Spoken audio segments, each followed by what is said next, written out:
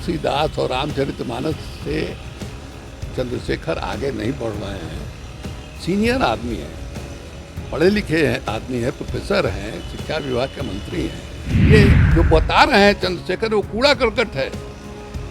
लोहिया ने शिक्षा दिया है कि भाई कूड़ा करकट बहारने के चक्कर में हीरा मोती मत बहार दो। गांधी जैसा आदमी राम हुए, कृष्ण हुए, शिव हुए, उन्होंने राम को ही क्यों चुना? इसलिए कि राम को एक मर्यादित व्यक्तित्व है और भारतीय समाज को वो एक मर्यादित समाज बनाना चाहते थे, इसलिए उन्होंने राम का समर्थन किया। बहुत सारी चीज़ें हैं जिसके बारे में एक पॉलिटिकल लीडर को, पॉलिटिकल पुराने वर्कर को बहुत सारी चीज़ों को देख करके कोई बात बोलना चाहिए। बिहार के शिक्षा मंत्री लगातार सुर्खियों में रहते हैं और सुर्खियों में इसलिए रहते हैं कि वो अक्सर हिंदू धर्म का जो ग्रंथ है रामचरितमानस, उसको लेकर लगातार विवादित टिप्पणी करते हैं। एक बार फिर से उन्होंने रामचरितमानस पर जिसको लेकर अब विवाद शुरू हो गया। भारतीय जनता पार्टी के लोग तो यहाँ तक कह रहे हैं कि वो हिंदू धर्म को अब मानते ही नहीं हैं। बात करेंगे कि अब आरजेडी का इस पर क्या कुछ कहना है। आरजेडी के सीनियर लीडर शिवानंद तिवारी हमारे साथ बातचीत के लिए मौजूद हैं, उनसे जानते हैं क्या कहिएगा जिस तरीके से शिक्षा मंत्री फिर से उन्होंने एक बार बयान दिया है रामचरितमानस को लेकर। इसको क्या कहा जाए? अब तुलसीदास और रामचरितमानस से चंद्रशेखर आगे नहीं बढ़ रहे हैं। सीनियर आदमी हैं, पढ़े लिखे हैं आदमी है, प्रोफेसर हैं, शिक्षा विभाग के मंत्री हैं। रामचरितमानस आज से 600 बरस पहले लिखा गया। उसमें तुलसीदास चातुर्वर्ण व्यवस्था के समर्थक हैं, सब कोई जानता है। और इसकी आलोचना जो है करने वाले पहले चंद्रशेखर जी नहीं है, विवेकानंद जी जैसे महात्मा ने भी इस बात की ओर इशारा किया है। चंद्रशेखर जी ये तुलसीदास जी के इस मैंने धारणा का विरोध किया है, कई लोगों ने विरोध किया। तो ये डॉक्टर लोहिया ने कहा है रामचरितमानस के बारे में, उन्होंने कहा है कि रामचरितमानस में कूड़ा करकट भी है और हीरा मोती भी है। ये जो बता रहे हैं चंद्रशेखर वो कूड़ा करकट है। तो लोहिया ने शिक्षा दिया है कि भाई कूड़ा करकट बहारने के चक्कर में हीरा मोती मत बहार दो, या हीरा मोती खाने के चक्कर में कूड़ा करकट मत खा जाओ। अब उसी तुलसीदास जी ने लिखा है, सिया राम मैं सब जग जानी, करहु प्रणाम कर जोर जुगो पानी। उन्हीं तुलसीदास ने लिखा है कि परहित सरस धर्म नहीं बाए, पर पराये को मैंने हित पहुँचाने से, उसका भला करने से पढ़ के कोई धर्म नहीं है। अब पर पीड़न सब नहीं अदमाई, दूसरे को पीड़ा पहुँचाने से बढ़ के अधम काम कुछ नहीं हो सकता है, ये भी लिखा है।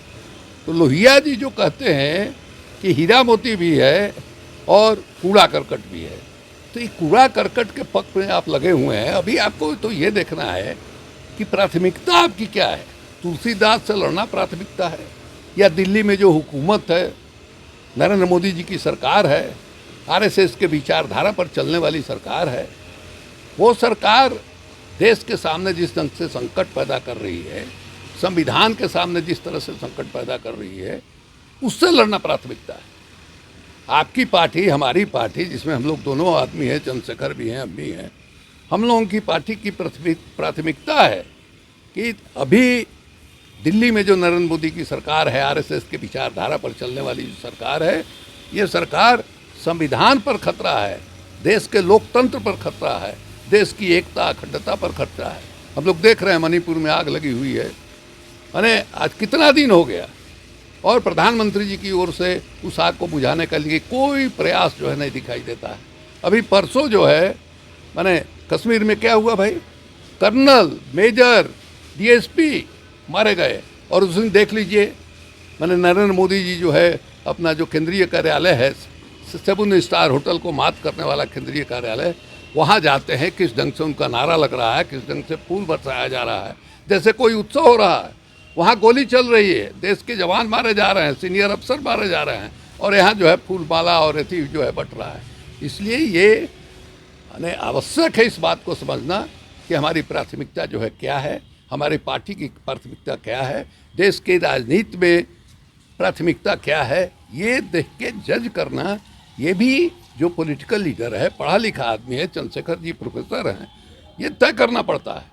इसलिए हमको ऐसा लगता है कि माने ये पार्टी लाइन पर बात नहीं कर रहे हैं, इनको समझना चाहिए और हम उम्मीद करते हैं कि भविष्य में इस तरह की बात वो नहीं करेंगे। पहले भी वो कह चुके हैं और इस बात का समर्थन एक बार जगदानंद सिंह ने कर दिया था उनको। अब हमको नहीं जानकारी है जगदानंद सिंह से, मैंने हमने भी देखा था उस समय पार्टी ने कह दिया कि पूरी पार्टी आपके पीछे खड़ी है। अब किस आधार पर कह दिया हम नहीं जानते हैं, जगता भाई ही इसका जवाब दे सकते हैं। लेकिन उस समय भी हमने ये कहा था और डॉक्टर लोहिया का उदाहरण देकर कहा था, आप डॉक्टर लोहिया की पार्टी हैं, आप उसी धारा से निकले हैं और डॉक्टर लोहिया की जो राय है उस राय पर आप गहनता से विचार कीजिएगा कि नहीं कीजिएगा। डॉक्टर लोहिया रामायण मेला लगाते थे, डॉक्टर लोहिया ने कहा राम हुए हैं या नहीं हुए, ऐतिहासिक पुरुष हैं या नहीं है, ये अलग सवाल है। लेकिन किसी भी ऐतिहासिक पुरुष से ज़्यादा प्रभाव भारतीय समाज पर राम का है। जहाँ जाइए वहाँ राम की कोई न कोई कहानी, कोई न कोई किस्सा जो है दिखाई देता है। भगवान बुद्ध जो है ऐतिहासिक पुरुष हैं, लेकिन भगवान बुद्ध के बारे में आप 100 आदमी से पूछिएगा तो 10 आदमी नहीं बताने वाला होगा उनके बारे में, और आप 100 आदमी निरक्षर आदमी से भी पूछिएगा वो भी राम का कथा का कुछ न कुछ आपको सुना देगा, बता देगा। तो राम का प्रभाव जो है देश में है, उस प्रभाव का इस्तेमाल जो है आप किस ढंग से करना चाहते हैं। जैसा हमने शुरू में कहा कि कूड़ा करकट भी है, हीरा मोती भी है, कूड़ा करकट को किराने कीजिए और राम कथा में जो हीरा मोती है उसको लेकर के समाज को बनाने का कोशिश कीजिए। गांधी जैसा आदमी राम हुए, कृष्ण हुए, शिव हुए, उन्होंने राम को ही क्यों चुना? इसलिए कि राम को एक मर्यादित व्यक्तित्व है और भारतीय समाज को वो एक मर्यादित समाज बनाना चाहते थे, इसलिए उन्होंने राम का समर्थन किया था। तो बहुत सारी बातें हैं, हम तो मतलब उतना ये है नहीं, चंद्रशेखर जी के जैसा हम पढ़े लिखे आदमी नहीं है, लेकिन बहुत सारी चीज़ें हैं जिसके बारे में एक पॉलिटिकल लीडर को, पॉलिटिकल पुराने वर्कर को बहुत सारी चीज़ों को देख करके कोई बात बोलना चाहिए या किसी दिशा में कदम बढ़ाना चाहिए।